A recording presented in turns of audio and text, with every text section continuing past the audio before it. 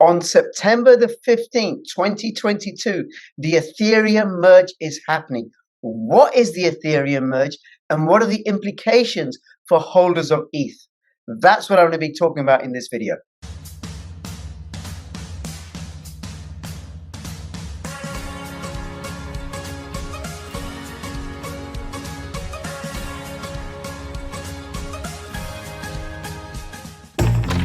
Using Wi-Fi without NordVPN could mean sharing your private stuff with more people than you think. NordVPN. Online security starts with a click. Hey Vlad, thank you so much for making yourself available. Thank you for the invitation. You're so welcome. Now you are the CEO of Icoder Io? Yep. Do you want to say a little bit about Icoder and then why we're talking about what we're talking about? And then we'll get into it. Yeah, sure. So Icoder is a digital marketing company, and what we do, we help projects to attract community, to raise funds, so to attract new users in the ecosystem and so on. Right. Okay. So you have lots of interactions with lots of crypto companies and crypto projects and stuff, and so you have a thorough grounding in the industry and see what's going on. I bet. Okay. And we're going to be talking about the Ethereum Merge. Now, if you're new to crypto, you will have heard of Bitcoin and you will have heard of Ethereum. Ethereum is the second largest cryptocurrency by market cap. It's also programmable money. You can write code on Ethereum and have it fulfill particular instructions, which you can't do with Bitcoin really, because Bitcoin is just a means of exchange. So, what is the Ethereum Merge? So, what is Ethereum Merge? Firstly, let me give you a short history introduction. Mm-hmm. Ethereum was launched in 2015, and usually every year there is an update of Ethereum. So there are different names of these updates, like Istanbul update, London update, and so on. So there are a lot of them. But update, which is called the Merge, so it's the most important update which we've seen before. So why it's so important? Because we are waiting for transition from proof of work consensus mechanism to proof of stake. What does it mean? So now, if you want to mine Ethereum, you have to buy a video card. You have to find the cheap electricity. You have to find a space and so on. And then, in this case, if you set up everything, in this case, you will get mining rewards. So what will happen after the merge? So if you want to mine Ethereum, you don't need to have video cards and so on. You only need to have Ethereum and make some setup process. So why it's called the merge? Because it will be the merge with two chains, like backend chain and Ethereum mainnet. So what is backend chain? Just to understand. This update was already launched in 2020 December, and it was launched a backend chain, like testnet chain, to try different transactions, to try to make the merge and so on. So, and like 1.5 years, Ethereum Foundation and Ethereum team tried to make different scenarios and so on, and also they tried to make the merge, and everything went smoothly. And I hope that what we will see soon. Also, I hope we will see that the merge will go smoothly. Yeah. Yes. So the main idea that it's different kind of consensus mechanism, and the Ethereum will not be like the same like now. Okay. All right. So we're moving from proof of work, which requires powerful computers to generate ETH in rewards to validate the transactions on the ETH blockchain. We're moving to proof of stake, which means pretty much anybody. I think you need to have 32 ETH to stake ETH, but you can do that in shared pools and stuff to validate the transaction. So it's way more energy efficient and cheaper, because I could probably, do it through an application or something, or if I had 32 ETH, do it on my computer through a website and stuff. I don't need to buy specialist computing equipment. And it's quite an undertaking, because if I think of how many ETH wallets and all the applications on top of the ETH blockchain, and then all the applications that run on Polygon and Binance Smart Chain that connect with the Ethereum. Oh my God. Oh my God. Now, we'll come to that in a second, right? Because the other thing that I want to know if the merge is going to solve, because there's two problems with Ethereum. One is front running, and I'll say what that is for people who don't know. And the other is the transaction fees. I mean, I've got some cryptocurrencies, little altcoins that I dare not move, because I bought them in 2017. They've collapsed in value, but just to move them or to exchange them is going to cost me more than they're actually worth now. Yeah. Yes, ridiculously high fees, and they have been as high as over $100. I've looked at. There may have even been more, right? So that's especially compared with some of the newer or the other platform protocols like Cosmos and Matic, which have teeny weeny fees. And then front running means that because the blockchain is transparent, somebody can see a price that is being bid for a particular transaction. They can put in a higher gas fee and then beat out that competitor. Yeah. So is the merge going to resolve those two issues? I have some bad news for you. Oh, good. The gas fees will be the same. I mean, it will be not cheaper than now. It may be, I don't know, 5% cheaper or something like this, but I think the price will be the same, and the speed of transactions also will be the same. So, but this transition will help to upgrade Ethereum later, like after the merge and so on, in 1, 2, 3 years. It helps to make shardings. And what does it mean? It means that we have an opportunity to scale solution, to decrease gas fees, and to speed up transactions. Okay, all right. So it's a stepping stone to a time where we'll have lower gas fees and speed up the transactions for everybody. Okay, not just the big players. All right. And then there's all these applications running on the Ethereum blockchain. What's going to happen with them, and what are the risks with the merge? So now a lot of different protocols or centralized exchange or decentralized exchanges or crypto projects pose deposits and withdrawals of Ethereum and ERC20 tokens. So because they're not sure that everything will go well, so that's why they try to minimize the risks. So that's why if you use different protocols, I think you should only wait. That's all. Right. So yeah, and my personal recommendation: if you have Ethereum, if you have ERC20 tokens, I think it would be better not do transactions before and after the merge, just to wait that everything goes well. Okay, and do we have a time or a period when the merge is happening exactly?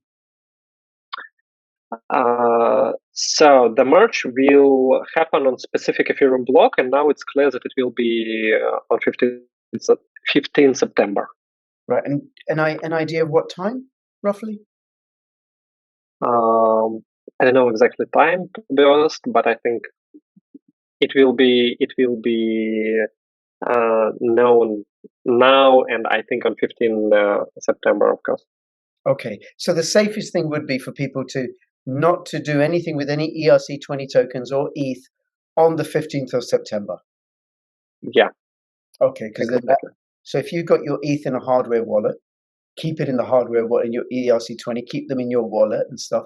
If you've got them on an exchange, don't withdraw them on the September the 15th, and mostly the exchange won't let you. Don't go to Uniswap to transact with ETH on the September the 15th until the dust settles down. And I assume that won't affect wrapped ETH on other blockchains because they're independent. So actually, let me add you one more point regarding what not to do, but also let me add some points what to do on Ethereum Merge. Sure. So there is a big, it may be one of the biggest Chinese miner, Chandler Go, and on July 2022, he launched a campaign to support Ethereum proof of work. Right. Because he's a miner, and it's clear that he makes money from Ethereum mining, and he doesn't want to stop it.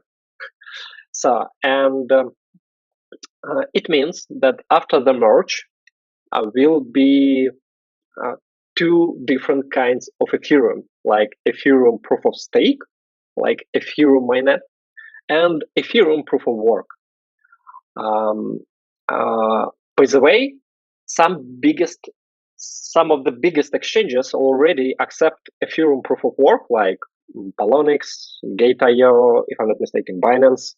So, and what does it mean? So, if you have one Ethereum on your wallet in, I don't know, Trezor, Ledger, MetaMask, and so on, you will have like one Ethereum in proof of stake network, and you will get one Ethereum in proof of work network. Okay. So what can you do in the period of the merge? You can get your Ethereum proof of work to deposit them to centralized exchange, which supports Ethereum proof of work, and to try to sell it. Yeah. Okay. It sounds to me a little bit like when Bitcoin Cash forked off Bitcoin. Everybody who had Bitcoin got some Bitcoin Cash. And then later got some Bitcoin SV and Bitcoin Gold. So we could have these separate ones. And then Bitcoin has done very, very well. And Bitcoin Cash and Bitcoin SV and Bitcoin Gold and all the other Bitcoin forks have not done so well. So we can have a split. So if I've got 10 ETH, you're saying if I move it to an exchange that supports Ethereum proof of work, then I can sell the Ethereum proof of work on that exchange after the merge. Exactly. But you know that a lot of people have Ethereum, I think you know. Yeah. And a lot of people understand the strategy. I mean, it's the strategy. So, and a lot of people will try to do it. I mean, to do the same. And moreover, some of the people who have USDC, DAI, USDT, and another assets, what they can do, they can go to Aave, Compound Finance, and other lending protocols, and to try to deposit, for example, USDC and borrow Ethereum, because if they have more Ethereum on their wallet, they will get more Ethereum proof of work on their wallet. So, okay. Oh my god! Oh my god! Oh my god! Oh my god! Okay, so let me get this. So I take a stable coin. I go to a lending protocol. I deposit the stable coin. I now got ETH. I put it in my wallet, and I'll get more ETH proof of work, and then I'll have ETH proof of stake. Exactly. One point that Aave and Compound Finance, if I'm not mistaken, they pose option to borrow Ethereum, but if I'm not mistaken, on Aave there is an option to do it on Polygon network. So on Mainnet, it's posed because they understand that a lot of people want to do it. Right, which could explain the drive up in price of Ethereum the last few weeks or so. Man, if I'd have known, Vlad, where were you a few weeks ago to tell me about this? On Thursday, I'm going to be at work. Very bad. You have 3 days. That's so bad. Yeah, we're recording this by the way, of September. Okay. By the way, before, if you want to borrow Ethereum, you have to pay something like, I don't know, 4% per year. But now it's more than 30% per year. Wow. Okay. I'm not sure I'm going to be doing this anyway, but people might, and I can tell some of my friends and family about it, and they can play that game. Okay. Now, what will happen then afterwards, where we've got Ethereum proof of work and Ethereum proof of stake?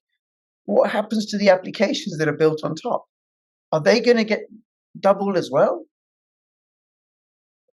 So if your Ethereum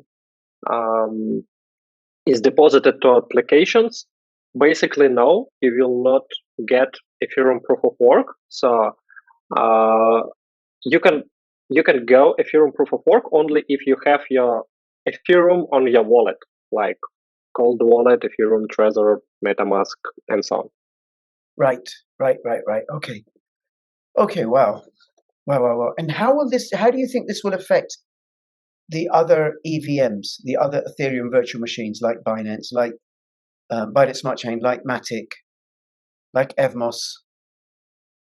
That's a good question. So I think that everything, I hope if everything goes well, so it means that all another networks will proceed to work without any problems.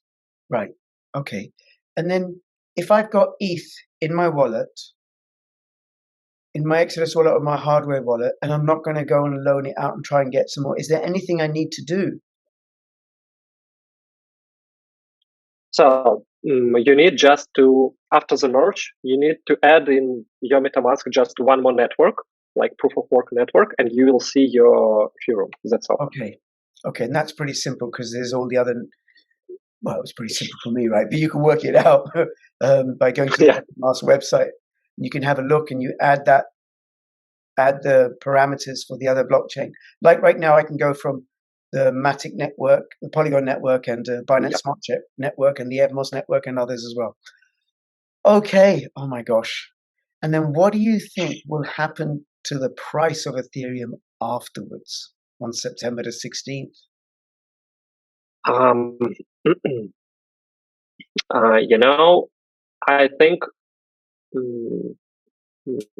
think it will be.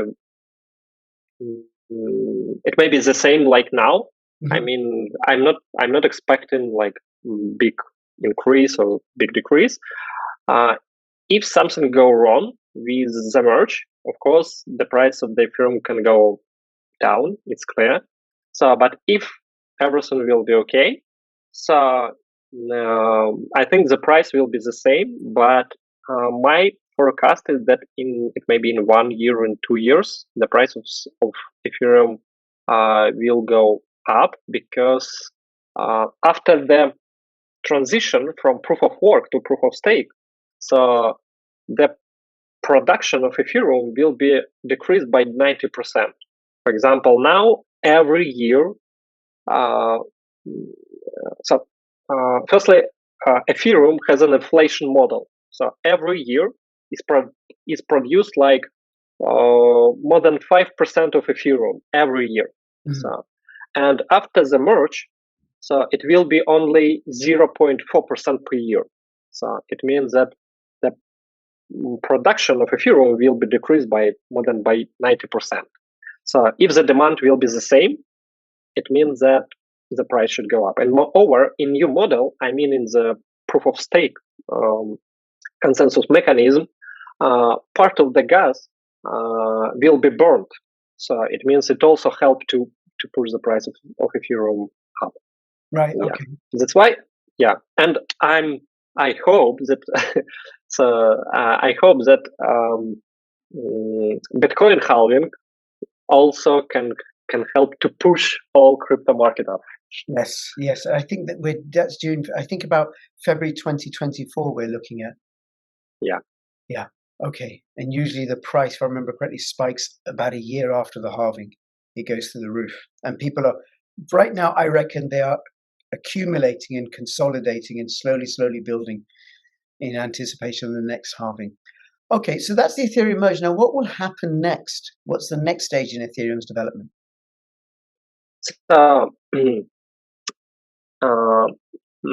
After the merge, they will have a break, and if I'm not mistaken, like 1 year and 1.5 years. And the next update is called Shanghai, and it's one of the in 2020, in December 2020, so Backend Chain was launched. It was a part 1. Now there is a part 2, which is called the merge. and the part 3 is Shanghai, which will be like in 1 year and a half, it may be in 2 years. So, and this updates includes some important points for the miners. For example, after the merge, if you want to mine, you have to stake your Ethereum, and you couldn't withdraw.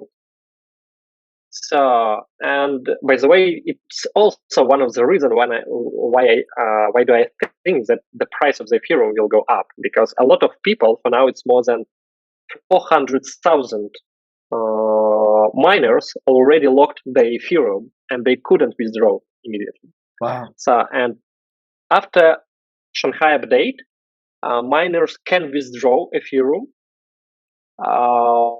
from their stakes, but there is also limitation because every day it's limitation of withdrawals. Like it does not mean that in one day all 400,000 miners can withdraw. No, there is a everyday limitation of amount of withdrawals. That's why I think it also will not affect on the price. Right. Okay. Well, that's something to look forward to. Okay. Now, if people want to find out more about the merge, where can they go? So the most trusted resource is Ethereum Foundation website. Okay. Right. Definitely. Yeah. Okay. All right. Is there anything else you want to let us know about the Ethereum merge? Anything we haven't covered? I think that we covered, it may be the most points. I mean, the most important points which people should know, definitely. So what I also want to add, it maybe we can talk a little bit about Ethereum miners, because it's maybe one of the most painful thing, because there are a lot of Ethereum miners and they have a lot of video cards. So, and it seems that after the merge, they couldn't use their video cards to mine everything, and it seems that for now in the market there is no any option to make the same amount of profit from mining on video cards. So because there is a Ethereum Classic, but if all Ethereum miners will go to Ethereum Classic, it means that the income from Ethereum Classic mining will go down, and I'm not sure that it will be profitable. So, and I think this is it's pity, but it's true. Yeah. Can they not go to mine other cryptocurrencies that use GP? Was it GP miners? What are they called? What are they called? GU. GPU. GPU. That's it. GPU. Mine other GPU, yeah. cryptocurrencies. So, as you said before in the beginning of our video, so Ethereum is the second currency in crypto market, and it means that they should find the similar cryptocurrency like Ethereum on the market, and it's clear it's not possible for now, at least. Yeah, and you can't mine Bitcoin on a GPU because you'd never earn any Bitcoin. And I got it. Wow. Okay. All right, Vlad. Anything else, Vlad? You want to let us know? I think no. I wish everyone not to lose money and to make some profit from Ethereum Merge. Fabulous. So, fabulous. Absolutely. So you've got we recorded this on the 12th of September. This will go out on the 13th of September. So you've got a couple of days to take advantage of the opportunity, should you wish to do so. Once you've done your own due diligence and your own research, and you've not put in any more money than you can afford to lose. Okay. If you have any comments or questions, let me know. If what are you going to be doing with regards to the Ethereum merge? Put that in the comments, and also throw me a few ticker symbols of your favorite cryptos, because those ticker symbols as comments support my channel growing. Thank you so much, Vlad. Thank you. Really, really appreciate you coming on to explain this. And for everybody who's watching, thank you. Between now and when I see you next, please keep filling your pockets with crypto profits. This is Crypto Rich and Crypto Vlad signing out. All the best. Bye bye.